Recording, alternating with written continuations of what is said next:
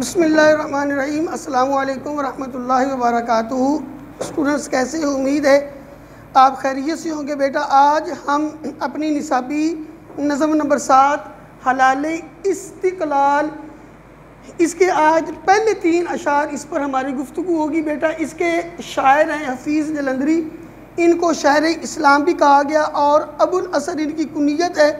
मोहम्मद हफीज़ जलंधरी 1900 में जलंधर में पैदा हुए। गज़ल और नज़म दोनों में इनको कमाल गिरफ्त हासिल थी। 1982 में ये खालिक हकीकी को जा मिले। ये वाली जो बेटा नज़म है इसके अंदर उसका जो पस मंज़र है वो ये है कि 6 सितंबर 1965 को भारतीय फ़ौज ने रात 3 बजे जनरल चौधरी की क़यादत में बुज़दिलों की तरह लाहौर की सरहद पर बग़ैर ऐलान जंग के हमला किया। खुशकिस्मती से जो बलोच रेजिमेंट अभी बेदार ही थी, जिसने पाक फ़ौज से फ़ौरी इमदाद तलब की और फिर भारत बर्की सेक्टर और वाघा सेक्टर तक और ऐसे ही BRB नहर तक पहुंचने में कामयाब हो गया। लेकिन 6 सितंबर से 26 सितंबर तक भरपूर कोशिश के बावजूद लाहौर पर वो काबिज ना हो सका। तो इस हवाले से जो है ना वो हफीज़ जलंधरी कादिरुल कलाम शायर हैं। उन्होंने अपनी शायरी में इस्लामी अक़दार और जज्बा हुर्रियत का माना था आज़ादी का जज्बा को ज़िंदा करने की कोशिश की। तो इस नज़म के अंदर शायर ये बतलाना चाहता है कि ये जो पाकिस्तान हमें मिला, ये जो हमें सबज़ हलाली परचम मिला है, बड़ी मेहनत, बड़ी काविश और जान जोखों में डालकर इस मुल्क पाकिस्तान को हासिल किया गया। तो पहले शेर की तरफ आते कहते ये इस्तिक़लाल का परचम है, इस्तेहकाम का परचम है, शहीदों गाजियों के हाथ से इनाम का परचम है। इधर मैंने कुछ अल्फाज के मानी भी लिख दिए। ये इस्तिक़लाल, इसका माना तो मुस्तकिल मिजाजी, और इसको हम साबित कदमी भी कह सकते हैं कि ये परचम जो है हमारा सबज़ हलाली परचम, ये हमारी मुस्तकिल जो मिजाजी का परचम है, ये हमारी साबित कदमी का परचम है। और इस्तेहकाम कहते हैं मजबूती को, और ये हमारी मजबूती का परचम है। और अब ये परचम हमें कैसे मिला? तो हफीज़ जलंधरी रहमतुल्लाह तआला कहते हैं कि शहीदों गाजियों के हाथों से इनाम का परचम। शहीद कहते हैं कि जो मैदान जिहाद में वो इस्लाम की बुलंदी की खातिर वो लड़ता लड़ता वो शहीद हो जाए और मौके पर ही उसकी डेथ हो जाए तो उसको शहीद कहते हैं। ये वो शहीद है जिसके मतलब अल्लाह फरमाता वला तक़ूलू लिमन युक़तलु फ़ी सबीलिल्लाहि अमवात बल अहयाउ वलाकिन ला तशउरून। अल्लाह फरमाता जो मेरे रास्ते में शहीद हो जाते हैं वो ज़िंदा हैं और उनको मुर्दा मत कहो, तुम उनकी ज़िंदगी का शऊर नहीं रखते।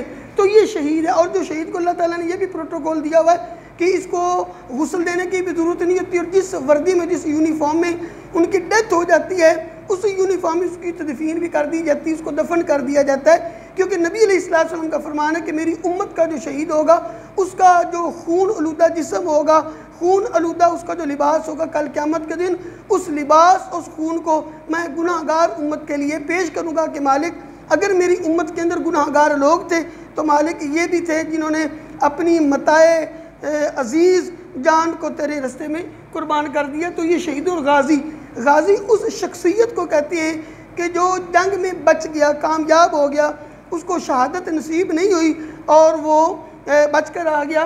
तो शायद कहता है शहीदों और गाजियों के हाथों से ये इनाम का परचम है। अब इसके हवाले के शेर तौहीद की अमानत सीनों में है हमारे, आसान ही मिटाना नामो निशान हमारा। ऐसे ही हमारा परचम, ये प्यारा परचम, ये परचमों में अजीम परचम, ये इसके हवाले का आप शेर लिख सकते हो। परचम इस्लाम को रखना हमेशा सरबुलंद। इसमें शायर कहता है कि जो इस्लाम का परचम है इसको हमेशा सरबुलंद रखना है कि यही अपनी रवायात कौन का पासदार है।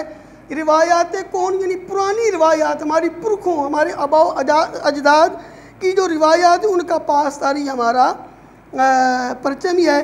तो मुख्तसर हम ये कह सकते हैं कि ये परचम सिर्फ एक आम सा कपड़े का टुकड़ा नहीं, बल्कि ये परचम पाकिस्तानी फ़ौज और मुजाहिदीन के जज्बा जिहाद और आली हौसलगी को अयां करता है, वाज़ेह करता है। और पाकिस्तानी कौम को गाजियों और शहदा ने अपनी जान पर खेल कर ये परचम अता किया। अब दूसरा शेर ज़रा देखिए कि हलाली खंजर अंगुश्त शहादत का इशारा है, ये सैफुल्लाह का परताव फलक पर आशकारा है। हलाली खंजर, ये जो हलाल होता है ये कहते हैं पहली रात के चाँद को, तो जो खंजर होता है ये भी पहली रात के चाँद की तरह होता है। तो कहते हैं कि ये जो हमारे परचम पर ये चाँद बना हुआ है जो हलाली खंजर, उसके साथ उसको तशबीह दिए, कहते हैं कि ये अंगुश्त शहादत का इशारा है। अंगुश्त फ़ारसी में उंगली को कहते हैं और शहादत की उंगली ये। तो हम जब नमाज़ पढ़ते हैं तो जब हम पढ़ते हैं ना अशहदु अल्ला इलाहा इल्लल्लाह, तो अशहदु अल्ला ला पर हम उंगली को खड़ी करते हैं और इल्लल्लाह को इल्लल्लाह पर नीचे करते हैं। तो इस उंगली के साथ हम अल्लाह तबारक व तआला की जो वहदानियत है उसका इशारा करते हैं कि हम रसूलुल्लाह सल्लल्लाहु अलैहि वसल्लम और अल्लाह तबारक व तआला अल्लाह ताला की वहदानियत और रसूलुल्लाह सल्लल्लाहु अलैहि वसल्लम की रिसालत की हम गवाही देते हैं। फिर ऐसे ही ये सैफुल्लाह का परताव, सैफुल्लाह का लफ्ज़ी माना है अल्लाह की तलवार। इधर मैंने लिखा है सैफुल्लाह अल्लाह की तलवार। और ये हज़रत खालिद बिन वलीद रज़ी अल्लाह ताला अन्हु को नबी अलैहिस्सलाम की तरफ से अता करता लक़ब था कि तुम अल्लाह की तलवार। इनके जिस्म का कोई ऐसा हिस्सा नहीं था जिस पर इनको ज़ख़म नहीं आया, लेकिन इसके बावजूद इनको जो तभी ये वफ़ात इनकी हुई है और ये शहादत की मौत इनको नसीब नहीं हुई। तो ये आगे परताव अक्स को कहते हैं, फ़लक आसमान को कहते हैं, आशकारा वाज़े को कहते हैं।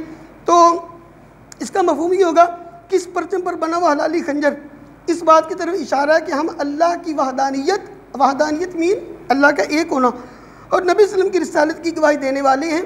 इस तरह ये हलाली खंजर हज़रत खालिद बिन वलीद की तलवार का परताव है, तलवार का अक्स है जो आसमान पर ज़ाहिर हुआ है। दोबारा देख लीजिए कि ये जो हलाली खंजर ये अंगुश्त शहादत का इशारा है और ये सैफुल हज़रत खालिद बिन वलीद रज़ी अल्लाह ताला अन्हु की तलवार का अक्स है और ये फ़लक पर जो है वो वाज़े हुआ। इसके हवाले का शेर, चमकता हुआ चाँद तारा है ये बहुत ऊंचा परचम हमारा। ये बिल्कुल सादा सा शेर है, इसकी वजाहत की ज़रूरत नहीं।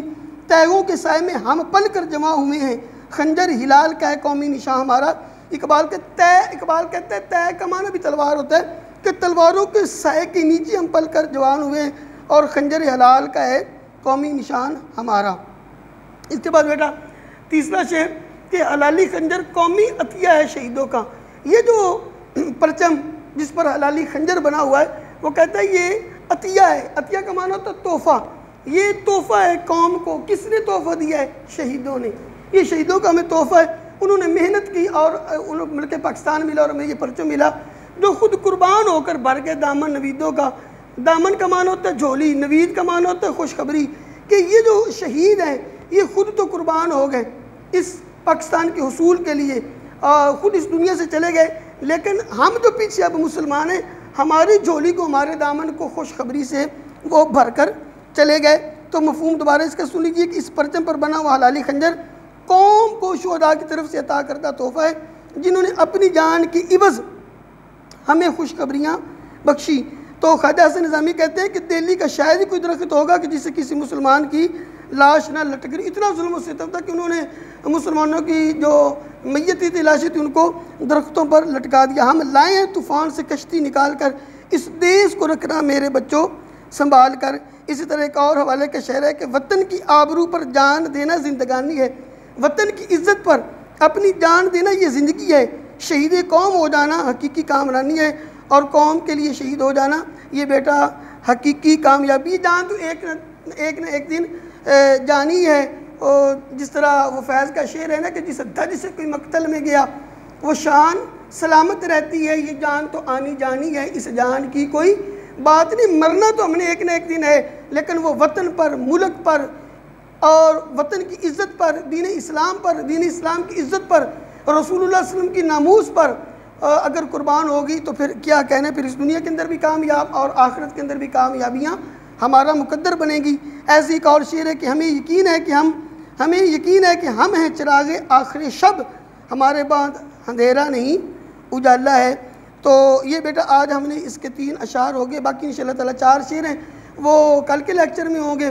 तो तब तक के लिए अपना ख्याल रखिए। अस्सलामु अलैकुम वरहमतुल्लाहि व बरकातुहू।